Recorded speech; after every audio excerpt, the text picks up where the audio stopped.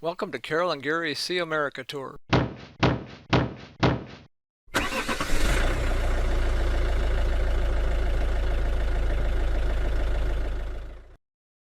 Hello again, everyone. On Thursday, July 29th, Carol, Jasper, and I traveled 260 miles from Webster, New Hampshire to Acadia National Park near Bar Harbor, Maine. Maine is the 45th state that Carol and I have visited together. As I explained in our planning video on March 3rd, 2021, the goal when scheduling Maine was not to be here when the nighttime temperatures dropped below 32 degrees, and it looks like we succeeded. Our first overnight low temperature was 47 degrees. On Friday, July 30th, Carol, Jasper, and I set out to explore Acadia National Park, which is on Mount Desert Island, but this island is accessible by bridge. There is a 27-mile loop drive that connects the park's lakes, mountains, forests, and rocky shores for easy exploration. But we stopped so many times we only made it to Otter Point on Friday, but I'm getting ahead of myself.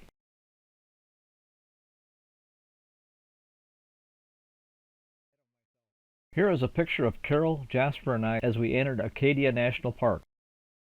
This is Egg Rock Island. It was named because so many birds called puffins used to lay their eggs on this island. A lighthouse was built on Egg Rock Island in 1875, but the construction scared away the majority of the puffins. The puffin stands approximately 12 inches tall and is on the endangered species list. We stopped several times in places where we could walk to the water to look at the waves.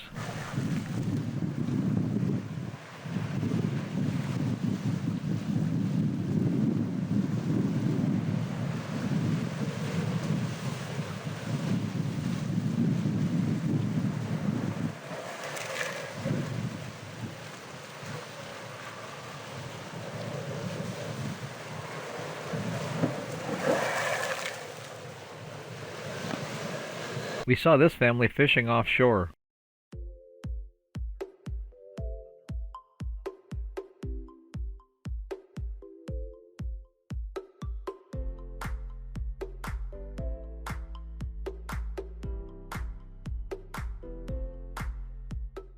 This is a chart showing the tide times in Bar Harbor, Maine.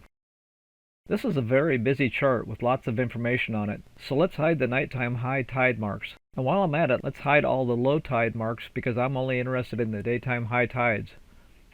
Okay, so with less clutter on the screen, let's look at the daytime high tide marks. Notice that the daytime highs shift approximately 25 hours from one day to the next. Also notice that the high tides are approximately 7 feet higher than low tides.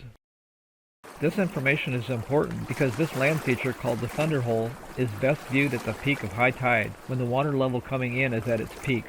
Turns out this was not Thunder Hole, but I'll come back to that later.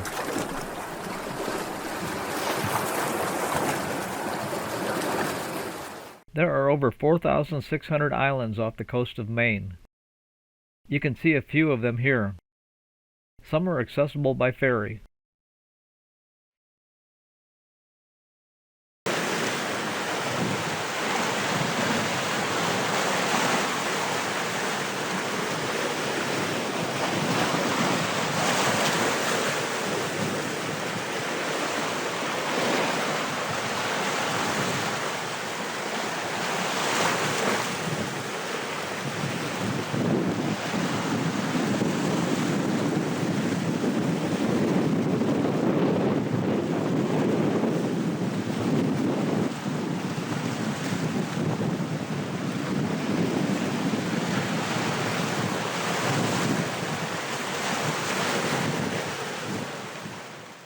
On Saturday, July 31st, Carol, Jasper, and I drove south from the entry of Mount Desert Island to Bass Harbor Head, where the Bass Harbor Head Lighthouse is located.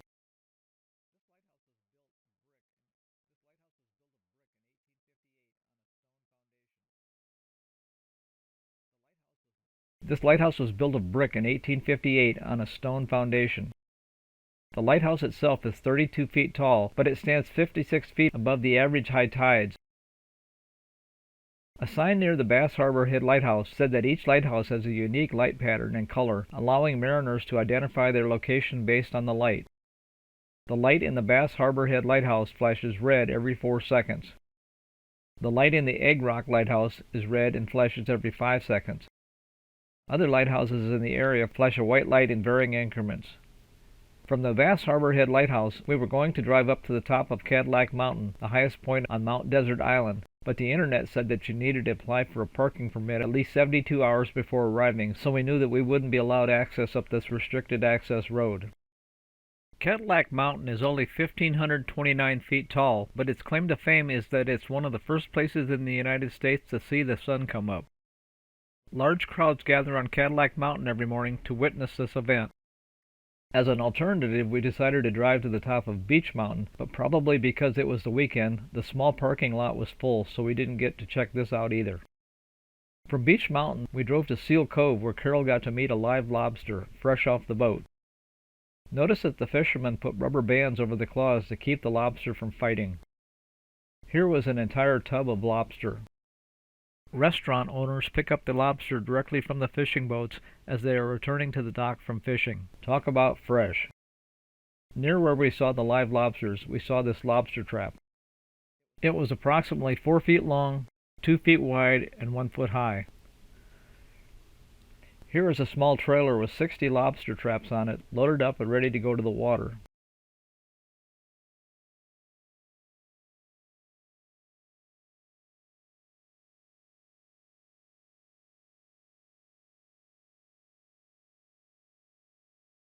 Lobsters crawl along the bottom of the ocean looking for food, so the lobster fishermen place salted herring into a bait bag inside of each wire trap before lowering it into 20 to 500 foot deep water.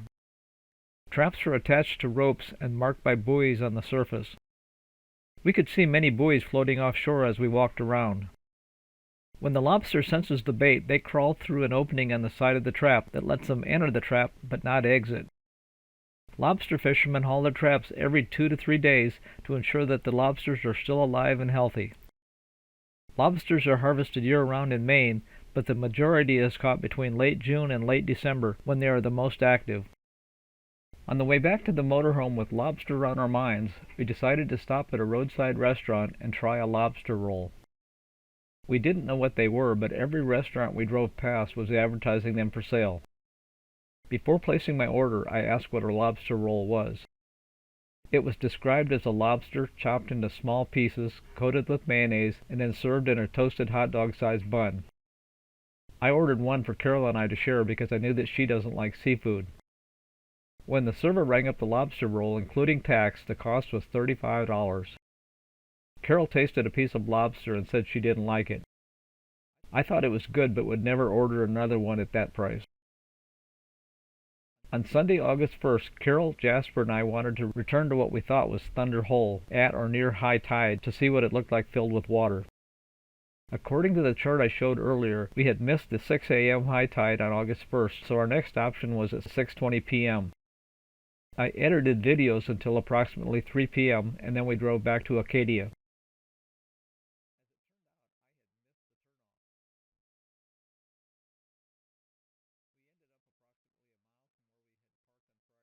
As it turned out, I had missed the turnoff.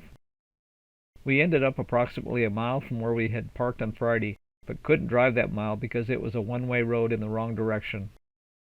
We either had to drive all the way around the 27-mile loop or walk along the shore on a scenic walking trail for approximately a mile until we came to Thunder Hole. We decided to walk. This was some of the scenery that we saw as we walked along.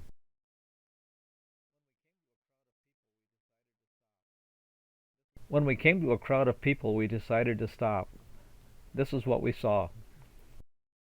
There were sturdy handrails leading us from the walking trail closer to the water. As we got closer to the water, we found that this was Thunder Hole on the right side of the handrail below.